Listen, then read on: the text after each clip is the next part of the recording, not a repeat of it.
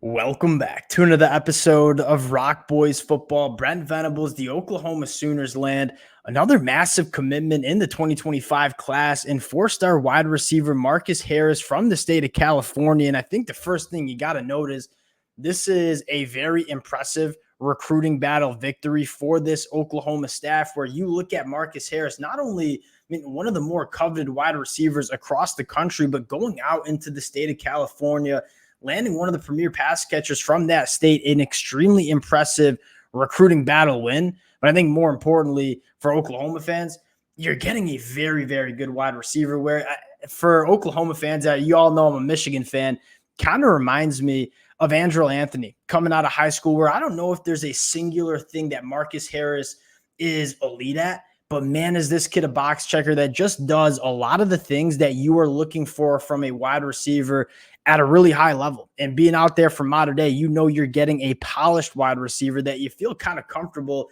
is going to transition to the SEC at a relatively high level. Fired up about this commitment, want to dive into the film and talk about what Marcus Harris brings to this Oklahoma offense. Before we get into it, and as always, just want to say thank you to you guys and to the Oklahoma fans. Y'all know I have a blast talking this program on the recruiting trail. The amount of support y'all have shown the fellas, it truly does mean a lot. If y'all do enjoy the content, consider subscribing to the channel. And without further ado, let's get into Marcus Harris. And I just want to kind of start with talking about the boxes checked for Marcus Harris. One, you really like the frame, 6'1", 190 pounds. But, I mean, you look at all the different ways that Marcus Harris can not only get incorporated in an offense, but more importantly, attack an opposing defense. I mean, this is a guy that shows some really good vertical speed in terms of attacking the deeper third. The ball tracking ability is really impressive from Marcus Harris. I think the second thing you really like, he's a clean route runner. This is a guy that knows how to set up opposing defensive backs, release off the line of scrimmage,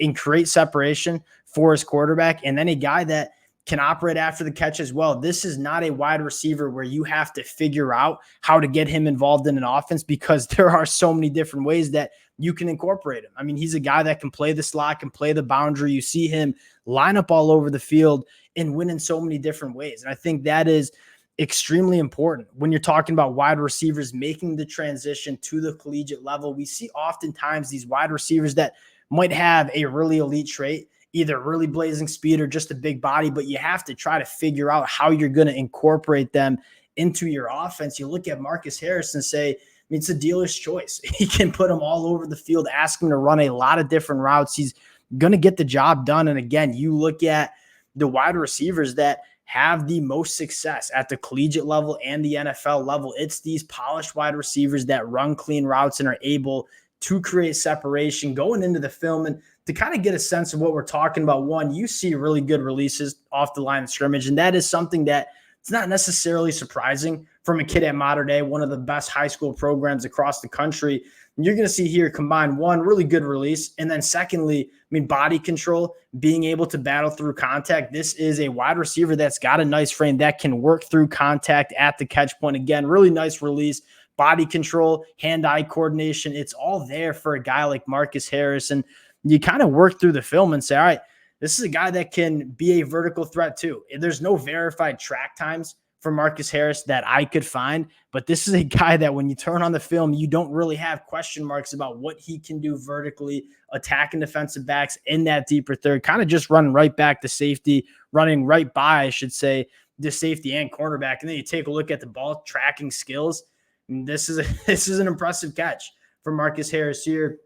You work through the film, and again, just a lot of different ways he's attacking defensive backs, working through coverage, nice release, body control, hand-eye coordination, working through contact. This is a really crafty route. I mean, he knows he's kind of attacking the middle of the field here, getting his head around really quickly, and he makes it look kind of routine. And then what I love is also he's good after the catch. So you're looking at not only a really polished route runner that's going to be able to create separation, but when you do get the football to him in space and give him the opportunity to create with the football in his hands, he's a guy that can also do that. You kind of get the sense of like, what can't this kid do coming into Oklahoma's offense? Getting it done after the catch. He is a guy that you can incorporate just so easily into this offense. I kind of get the Andrew Anthony vibes where he's just a clean route runner, knows how to operate over the middle of the field, a very smooth mover.